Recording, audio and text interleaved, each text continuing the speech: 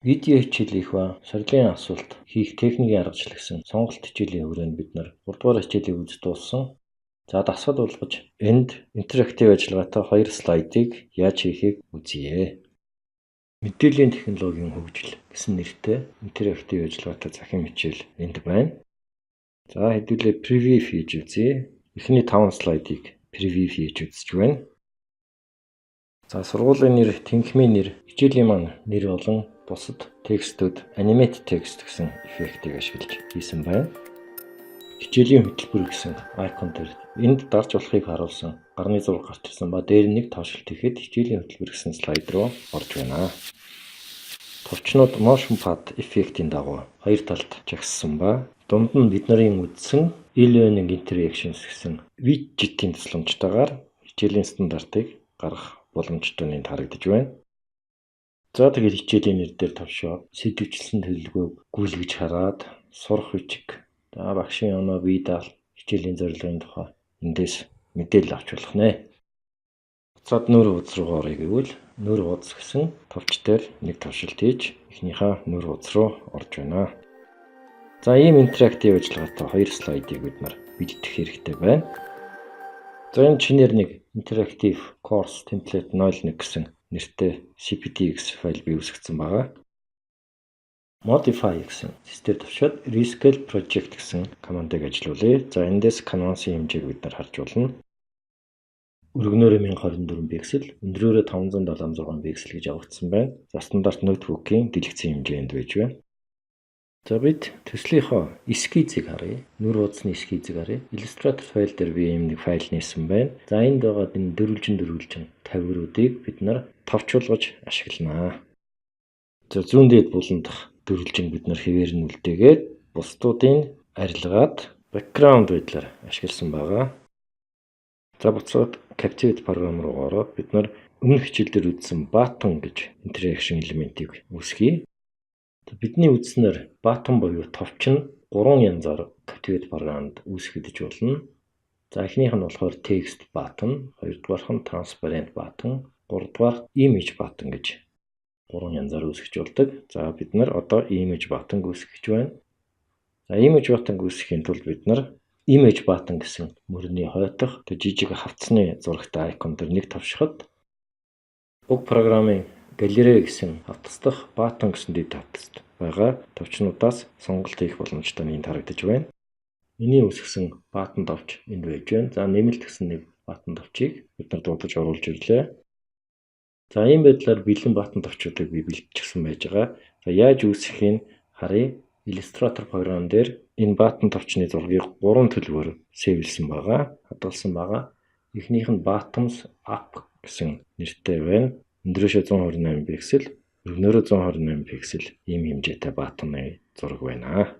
Bottoms up гэдэг нь болохоор маусны сум товчны дээгүүр гүйлгээгүй, эсвэл товшилт хийгээгүй ийм төлөвийг харуулсан байдаг.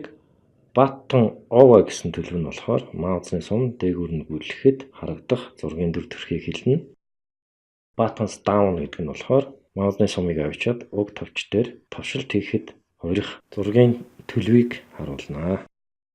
Товчны үрийг 3 төлөвөөр хадгалж өгч байна. Тэгээд лекцүүд, хичээлийн хөтөлбөр, видео, сорил гээд тухайн товч бүрд 3 төлөвөөр зургуудыг янзлж хадгалсан байгаа. Illustrator програм дээр ажилласан. За ингээд товчнуудынхаа зургийг бэлэн болгосны дараа бид Captivate програмын галерей доторх buttons гэсэн дэд хавц руу энэ бэлэн болсон файлуудаа copy хийх ёстой. За copy хийсэн энд харагдаж байна. За одоо буцаад Captivate програм руу очиод слайдуудаа хийх ажилдаа эхлээд орё. За эхлээд background зураг дуудана. За ингийн тулд бид түрүү эндээс background зургийг бий болгосон. За бид master slide view гэсэн товч дээр товшоод эндээс master slide-д background зургийг аль хэдийн хийж гисэн энд харагдаж байна.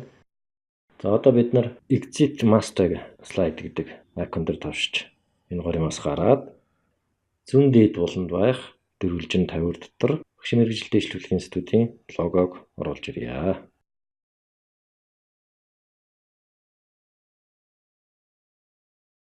За ороод ирсэн харагдаж байна. PNG файлаар оруулж ирсэн байна. Shift товчийг дарангаа хэмжээг нь багасгаад зүүн дээд буланд байрлуулж байна. За одоо бид нар хөдөлгөөнд текстийг оруулж ирье. За ингэхэд бол бид нар өмнөх хичээлд үзсний дагуу энэ текст гэдэг дэлгэгдэгдсэнээс animate text гэсэн командыг дуудъя. За энд сургуулийн нэргээд монголоор бичиж өгчий. Үсгийн өнгийг улаанаар авъя.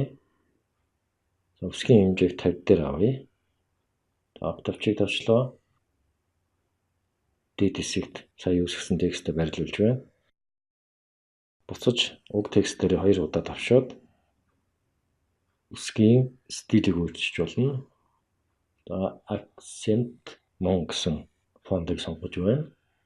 За та нар өөрсдөө өөр фонтуудыг сонгох боломжтой.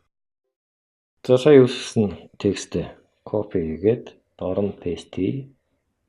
За тэгээд тэнхимийн нэргээд тэнхимийнхаа нэрийг оруулж өгч болно. За баруун дээд ууланд бид нар нүр хуудасны товчийг оруулж ирэх ёстой. За ингэхэд бол бид нар interaction гэсэн дэлгэгдэгдсэнээс button гэсэн командыг сонгоно. Өмнө үзсний дагуу 6 товчийг сонгоод эндээс бид нар галерей дотоос home app гэсэн файлыг сонголоо. За дуу зургийн товч маань ороод ирсэн байна. Нүур хуудас гэсэн нэртэй зургийн товч энд бий болсон байна. Баруун дээд ууланд байрлуулъя. За ийм байдлаар зургийн товчнуудаа нэг нэгээр нь оруулж ирж болно. За цагийн мэхийн үүднээс би бэлэн байгаа товчнуудаа бүгдийг copy хийж байна. Бас мөн animate text-тэй хамт copy хийгээд дөнгөж эхэлж байгаа саяын төсөл рүү paste хийж өгч байна. Буулгалаа. За энэ хугацааны панелд хизээ энэ товчнууд бий болохыг бас сайн хянаж шалгаарай. За тэр доор зарим товчнууд 2-3 секунд болоод алгуулах тийм байдалд байна. Ctrl-E товчны хослолыг товшиж slide-ийн турш гэсэн төлөвийг өгөх хэрэгтэй.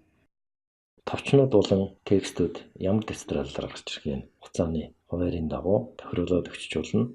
За та нар өөрсдөө туршиж үзээд тохируулаарай. За одоо нэг бэлэн анимац оруулж ирье. За би энд GIF өргөтгөлөөр нэг анимац бэлдсэн байж байгаа. За хугацааны хуваарийн дагуу харахад 3 секундын үржилттэй байна. Ctrl-E товчны хослолыг товшиж slide-ийн турш гэсэн төлөв өгч байна. Баруун хэсэгт Properties буюу шин чанарын панелд Loop гэсэн мөрний уртах идэвхжүүлгийг идэвхжүүлж өгнө. За ингээд preview хийж үзье. За энд анимацтай текстийг стилийн солих хэрэгтэй юм байна. За багшийг бас жоохон доошлуулж өгөх хэрэгтэй байна. За товчнууд яг дистраллаар гарахгүй байна. За энийг бол та нар өөрсдөө янзлах нь. Цонхоо хаагаад багшийг жоохон доошлуулж өглөө. Сургуулийн нэр гэсэн хөдөлгөөний текстээр нэг тавшаад за тэр properties гэсэн хэсгээс effect гэсэн мөрдөх дэлгэгдэх цэсийг тавшвал энд зөндөө олон төлөвүүд бий. Starburst гэдэг төлөвийг сонгож байна. За тэнхимийн нэр гэдэгт бас адилхан төлөвийг өгье.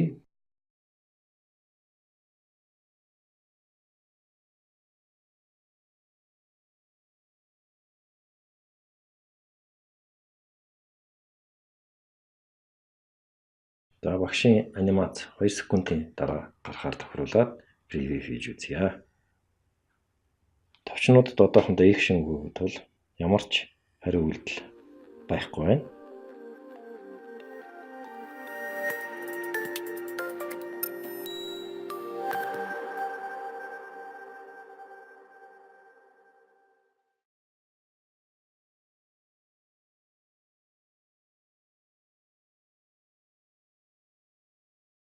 Captivate программын ерөнхий тоглуулагчийн хяналтын товчнуудыг авахын тулд Skin Editor гэсэн хэсэг рүү ороод Show Playback Control за мөн Show Borders гэсэн идэвхжүүлэгүүдийг аваад өгнө. За ингээд шууд тоглогдох болно. Одоо 2 дахь слайдыг үүсгэлээ. Товчнуудаа жигд тагаан барилуулахын тулд View-снээс Show Rules гэсэн командыг дуудъя. За ингээд баримжааны зураасуудыг татаж өгч байна. Хөгцөн хөрөнгөтэй зураасууд бий болсныг харагдаж байна. Өмнөх 1-р слайд руу очиод хөдөлгөөний текстүүд болоод лого мөн товчнуудаа копи хийж авъя. За тэгээ хоёрдугаар слайд руу очиод буулгая, paste хийе. За энд хөтөлбөр гэсэн товч маань орохгүй байх ёстой. За бид нар энэ товчнуудаа саяын татсан координатын огтлц дээр нэг нэгээр нь авчиж тавих ёстой. За ингэхийн тулд бид нар тухайн товчоо идэвхжүүлээд маусны баруун товчийг тавшина. За эндээс apply effect гэсэн командыг дуудана. За шинэ чанарын панелээс бид нар basic гэсэн дэлгэдэгчснээс motion path гэсэн төлөвийг сонгоно. За эндээс custom lines гэсэн төлөвийг сонгоод за товчныхаа дунд маусны товчийг дараад чирэнгээ координатын огтлц дээр авчиж маусны товчоо суулгана. За энэ нь болохоор энэ товч маань ногоон сумны дагуу улаан цэв дээр очихыг заана. За ийм байдлаар бус товчнуудад бас motion path хийж өгнө. За цаг хэмнэхийн үүднээс бэлэн болсон төслийн файлаас энэ motion path бүхий товчнуудаа copy paste хийлээ.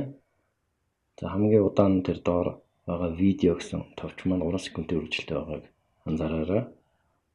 За хөдөлгөөний тексттэй бид нар нэр өгье, мэдээллийн технологийн хөгжил гэсэн хичээлийнхаа нэрийг өгч байна. За тэр доор танхимын нэр гэсний оронд хичээлийн хөтөлбөр гэсэн текст оруулж өгнө. Фондны хэмжээг арай жижигрүүлж өгч болно. Одоо бид syllabus буюу хичээлийнхаа хөтөлбөрийг оруулж ирэх ёстой. Бид нарын өмнө үзсэн interactions гэсэн дэлгэдэгчснээс e-learning interaction гэсэн командыг дуудлаа. За видеод бэлэн бэлтцүүд ороод ирсэн байна. 3 дахь бэлтцийг сонгоё. За insert товчийг товчлоо.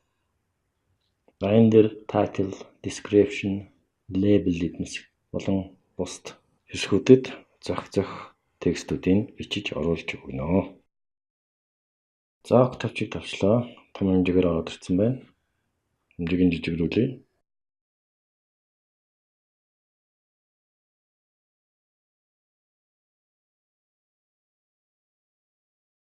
Нэгдүгээр слайд дээр товшоод хичээлийн хөтөлбөр гэсэн товчонд action хийж өгч байна. Энэ товч дээр товшоод хоёрдугаар слайд руу очих ёстой.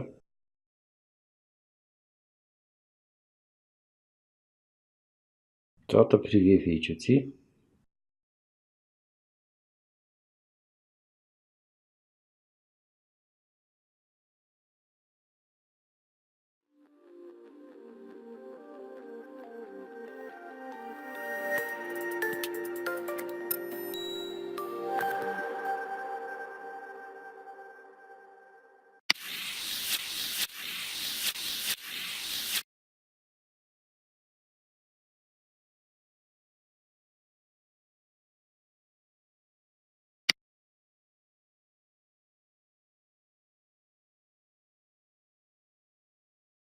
Нүр үзэгсэн товчонд бас action хийж өгөх ёстой. Энэ дээр товшингууд эхний нэгдүгээр слайд руу очихоор хийж өгч байна. Түүний доор байрлах хоёр товчны байрлалыг жоон засч янзалж өгье. За анимацтай текстийг хэмжээг нь 32 дээр болгож өгье.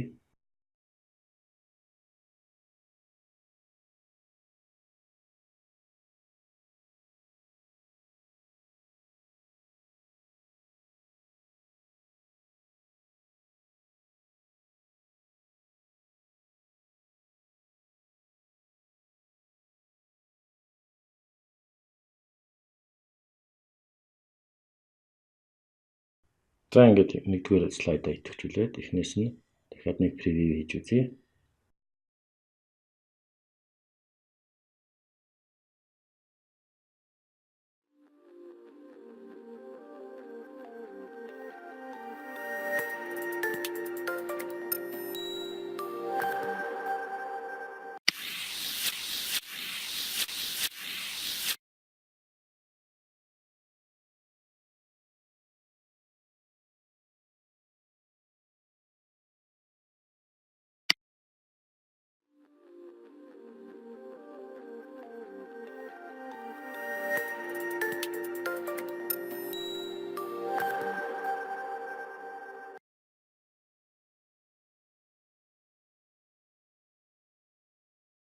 За энэ байдлаар бид нар энэ хэсгээр товч болон e-learning interactions гэсэн элементийн тусламжтайгаар интерактив ажиллагаатай хичээлийн эхний 2 слайдыг яаж бэлтгэхийг үзүүллээ.